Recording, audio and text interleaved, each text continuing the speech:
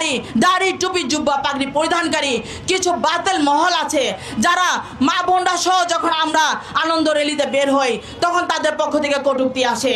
প্রাণাধিক প্রিয় নবীকে পাওয়ার মাধ্যমে আল্লাহ তাআলাকে পাওয়াই জীবনের সর্বোচ্চ পাওয়া। এই ইমানি উপলব্ধির নামই হচ্ছে ঈদে আজম। আমরা কোরআন করিমে দেখতে পেয়েছি আল্লাহ রাব্বুল আলামিন ঘোষণা করেছেন, হে ঈমানদারগণ, তোমরা আল্লাহ তাআলার রহমত ও নিয়ামত প্রাপ্তিতে আনন্দ উৎসব করো, এতে রয়েছে তোমাদের জন্য অনেক বেশি কল্যাণ। এই আল্লাহ তাআলার রহমত ও নিয়ামত বলতে বোঝানো হয়েছে প্রাণাধিক প্রিয় নবীকে। আল্লাহ তাআলা বলতেছেন, আমি যদি আমার রাসূলকে সৃষ্টি না করতাম আমি আমার খোদায়িত্ব প্রকাশ করতাম না। আল্লাহ তাআলা আরেক জায়গায় বলছেন, আমি যদি আমার রাসূলকে সৃষ্টি না করতাম তাহলে আমি এই কুল কায়নাতকে সৃষ্টি করতাম না।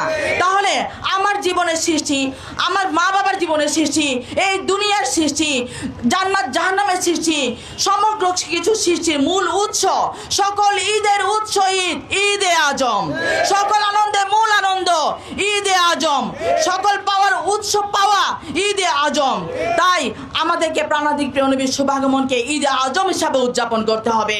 ঈদে আজম পেয়েছি আমরা ঈমান পেয়েছি, আমরা কোরআন পেয়েছি, আমরা দ্বীন পেয়েছি, আমরা ইনসানিয়ত পেয়েছি, আমরা খেলাফত পেয়েছি, আমরা সকল রহমতের উৎস পেয়েছি ঈদে আজমকে পাওয়ার মাধ্যমে।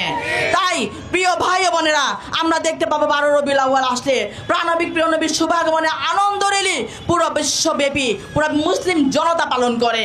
কিন্তু ইসলামের বেশধারী, দাড়ি টুপি জুব্বা পাগড়ি পরিধানকারী কিছু বাতিল মহল আছে, যারা মা বোনরা সহ যখন আমরা আনন্দ র্যালিতে বের হই তখন তাদের পক্ষ থেকে কটূক্তি আসে।